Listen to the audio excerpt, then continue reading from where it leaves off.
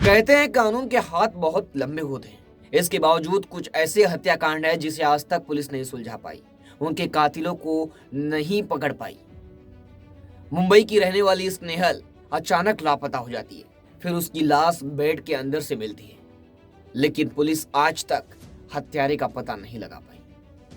नमस्कार दोस्तों, मेरा नाम है ब्रिजेश यादव। फिर हाजिर हूं एक मुंबई का नया केस लेकर, जो केस काफी खतरनाक है। मुंबई पुलिस हैरान रह गई। आज लगभग 17 साल हो गए इस केस में, लेकिन पुलिस कातिल तक नहीं पहुंच गई। आखिर इस केस में हुआ क्या था? पुलिस क्यों कातिल तक नहीं पहुंच पाई? क्या क्या हुआ अब तक? आइए इस केस की पूरी कहानी आपको विस्तार से बताता हूँ। केस की शुरुआत होती है मुंबई से। मुंबई का डोंबिवली इलाका। दिन था 19 जुलाई साल 2007। मुंबई में लोग अपने कामों में व्यस्त थे और वहीं डोंबिवली में एक सोसाइटी है। सोसाइटी का नाम है निनाद कोऑपरेटिव हाउसिंग सोसाइटी। इस सोसाइटी में एक स्नेहल लड़की रहती थी, जो अंधेरी के सरदार वल्लभ भाई पटेल इंजीनियरिंग कॉलेज में पढ़ाई करती थी। पिता बैंक में काम करते थे, एक कोऑपरेटिव बैंक में काम करते थे। माँ स्कूल की टीचर है। काफी अच्छा परिवार।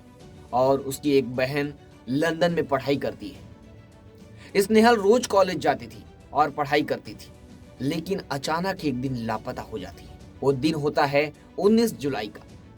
19 जुलाई के दिन स्नेहल कहाँ चली जाती है कुछ पता नहीं चलता है।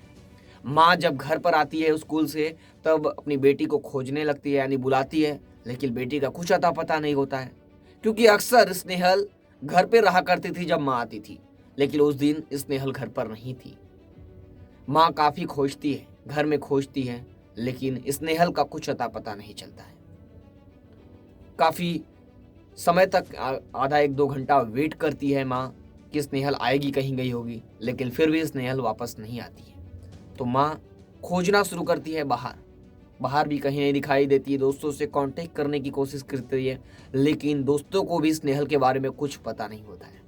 फिर स्नेहल की माँ उसके पिता हिंदूराव को बुलाती है, और हिंदूराव आते हैं, यानी स्नेहल के पिता हिंदूराज गवारे, वो आते हैं। और माँ पूरी कहानी पिता को बताती है कि स्नेहल जब मैं घर पर आई तो अचानक लापता थी, यहाँ पर थी नहीं, अब मिल नहीं रही है। फिर ये पति पत्नी घबरा जाते हैं कि हमारी बेटी कहाँ चली गई, कभी तो ऐसा नहीं हुआ। फिर ये लोग नज़दीकी पुलिस स्टेशन जाते हैं और मिसिंग कंप्लेन दाखिल करते हैं, क्योंकि फैमिली काफ़ी पढ़ी लिखी थी, बैंक में, और माँ टीचर। तो तुरंत बिना देर किए जाते हैं, कंप्लेन दर्ज करा देते हैं कि हमारी बेटी गायब हुई है। मिसिंग कंप्लेन पुलिस स्टेशन में दर्ज करा देते हैं। 19 तारीख की शाम को ये लोग मिसिंग कंप्लेन दर्ज करा देते हैं। फिर आता है 20 जुलाई। 20 जुलाई को अब घरों में कुछ लोग आ चुके थे, क्योंकि चहल पहल तेज थी, रोना गाना लगा था, क्योंकि बेटी अचानक गायब थी। घर में लोगों की भीड़ थी, क्योंकि लोग स्नेहल के बारे में ही बात कर रहे थे, घर में जो भी लोग आए थे। अब अचानक स्नेहल की माँ कल्पना, वो अचानक जब स्नेहल की रूम में जाती है, तो अचानक जब बेड पे नजर पड़ती है, तो अचानक चीख पड़ती है, चिल्लाती है कस के। फिर लोग जो थे उसके घर में, स्नेहल के पिता हिंदूराव और बाकी लोग भी दौड़कर भाग कर वहाँ जाते हैं जहाँ पर उनकी पत्नी यानी कल्पना चिल्लाई। तो वहाँ जाते हैं, और कल्पना बस एक ही इशारा कर रही थी, बेड की तरफ इशारा करती है। तो तुरंत हिंदूराव, जो स्नेहल के पिता हैं, वो तुरंत बेड की तरफ जो गद्दा है जो उसे हटाते हैं और उस पलाई को हटाते हैं, तो उसके अंदर स्नेहल की लाश होती है। सोचिए, जो परिवार स्नेहल अपनी बेटी को खोज रहा था, उसकी लाश उसी के घर में थी। अब पुलिस तुरंत मौके पर पहुंचती है, और जब बेड को यानी वापस गद्दा को और पलाई को हटाती है, तो देखती है कि स्नेहल की लाश को बाकायदा हाथ पैर को बांधा गया था और मुंह पर भी एक कपड़े से बांधा गया था, यानी बांध कर उसको डाल दिया गया था। फिर पुलिस अच्छे से छानबीन करती है और पुलिस बॉडी को कब्जे में लेकर पोस्टमार्टम के लिए नजदीकी हॉस्पिटल भेज देती है। अब पुलिस तो पूछताछ तो कर रही थी, मिसिंग कंप्लेन को अब मर्डर केस में तब्दील कर दिया जाता है, क्योंकि पैर बांधकर मुंह बांधकर डालना ये मर्डर था, ना कि एक्सीडेंटल डेथ थी। तो पुलिस इसे मर्डर, यानी जो मिसिंग कंप्लेन था, मर्डर में तब्दील कर देती है और मर्डर के सिलसिले से जांच शुरू करती है। अब पुलिस के सामने, पुलिस तो पूछताछ कर रही थी, अब पुलिस इंतजार रहता है पुलिस को पोस्टमार्टम रिपोर्ट की कि इसे किस तरह मारा गया। अब पोस्टमार्टम रिपोर्ट भी आ जाती है। पोस्टमार्टम रिपोर्ट में सामने निकल कर आता है कि गला यानी दम घुटने से स्नेहल की मौत हुई है, दम घुटने से। अब पुलिस केस आगे बढ़ाती है।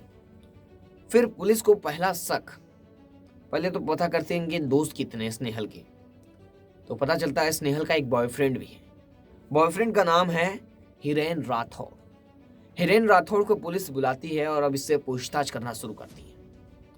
तो हिरेन राठौड़ बताता है कि मेरी स्नेहल से दोस्ती 2004 में हुई थी और फिर धीरे धीरे इन दोनों को प्यार हो गया था और इन दोनों लगभग 3 सालों से साथ में थे। फिर मर्डर के बारे में जब पूछा जाता है हिरेन राठौड़ से, तो ये बताता है कि कुछ दिनों पहले यानी 1 हफ्ते पहले ही स्नेहल से उसका झगड़ा हो गया था, तब से वो दोनों बातचीत नहीं कर रहे थे। और ये बताता है कि 2 दिन पहले ही मेरी मोबाइल खराब हो गई है। अब पुलिस इससे लास्ट सवाल वो करती है कि जिस दिन स्नेहल गायब हुई 19 जुलाई को, उस दिन तू कहाँ था? तभी बताता है कि मैं एक कंपनी में काम कर रहा हूँ, मैनेजमेंट ट्रेनिंग के नाम, मैनेजमेंट ट्रेनिंग कर रहा हूँ एक कंपनी में। तो पुलिस उस कंपनी में जाती है और पूछताछ करती है वहाँ के सहकर्मियों से जो उसके साथ काम करते हैं। तो पुलिस पूछताछ करती है तो पता चलता है कि यहाँ पर था ये, यानी जब स्नेहल गायब हुई तो वो कंपनी में था। अब पुलिस पर शक होता है तो पुलिस बोलती है अटेंडेंस रजिस्टर्ड किधर है, यानी कंपनी का अटेंडेंस जिसमें लिखा जाता है कि कौन आया कौन गया, उस रजिस्टर को मंगाती है। तब रजिस्टर्ड गायब होता है। अब कंपनी वाले रजिस्टर्ड यूज करते थे या नहीं ये पता नहीं, लेकिन रजिस्टर्ड नहीं था, यानी कंपनी वाले बोलते हैं रजिस्टर्ड नहीं है, गायब हो गया है। लेकिन जब सहकर्मियों से जो काम कर रहे हैं वहां पर उनसे पूछताछ करती है तो कई लोग बोलते हैं कि वो यहाँ पर था। पुलिस फिर दूसरे लोगों पर शक की सुई घुमाती है। अब परिवार में कौन कौन रहता है? परिवार में पिता और स्नेहल की माँ कल्पना और पिता हिंदूराव गवारे रहते हैं, ये 2 जन। और उसकी बहन जो है स्नेहल की, वो तो लंदन में पढ़ाई कर रही है, तो उससे लेना ही देना इस केस से नहीं है। तब अब इन दोनों के ऊपर पुलिस को शक होता है। तो पुलिस जब कुंडली निकालती है दोनों जन का, तो पता चलता है कि हिंदूराव और कल्पना यानी ये दोनों पति पत्नी के बीच ठीक ठाक नहीं है। जब पुलिस जांच में पता चलता है कि जो कल्पना है स्नेहल की माँ, उसका अवैध संबंध है किसी रिश्तेदार से। रिश्तेदार का नाम है अनिल जावेलकर। अनिल जावेलकर से कल्पना यानी स्नेहल की माँ का अवैध संबंध है, ये पुलिस जांच में पता चलता है। इसकी वजह से स्नेहल के पिता और माँ में जमती नहीं थी, ये बात सामने निकल कर आती है। और ये भी बात सामने आती है कि जो स्नेहल की बड़ी बहन है शीतल, जो लंदन में पढ़ाई कर रही है, वो अपने पिता के खिलाफ मारपीट का मामला भी पुलिस स्टेशन में दर्ज कराई है। और आपको बता दें मारपीट का मामला भी दर्ज है। अब पुलिस इस केस में शक होता है उसकी माँ पर भी और पिता पर भी। अब पुलिस के हाथ खाली थे क्योंकि सबूत कुछ नहीं था, किसी पर इस तरह इल्जाम नहीं लगा सकते थे। इसकी वजह से अब पुलिस सबका टेस्ट कराती है। आपको बता दें पुलिस साइकोलॉजिकल प्रोफाइलिंग कराती है, पॉलीग्राफ टेस्ट कराती है, बॉयफ्रेंड का भी, माँ का भी, पिता का भी, इन सब का साइकोलॉजिकल प्रोफाइलिंग कराती है और पॉलीग्राफ टेस्ट कराती है। पहले तो बॉयफ्रेंड का कराया जाता है। पुलिस जब बॉयफ्रेंड से सवाल करती है पॉलीग्राफ टेस्ट में तो उसके दिमाग में कुछ हलचल चलती है। पुलिस को कहीं ना कहीं शक हो जाता है कि कुछ तो गड़बड़ है, यानी शक की सुई गहरा जाती है। लेकिन ये कोई जवाब नहीं देता है उस टेस्ट में भी, लेकिन हलचल थी, यानी उसके दिमाग में हलचल थी उस समय। अब पिता की भी की जाती है, तो पिता का जो सवाल जब उससे करती है तो अधूरा ही रह जाता है, यानी पूरा ये टेस्ट हो ही नहीं पाता है, अधूरा ही सच सामने आता है।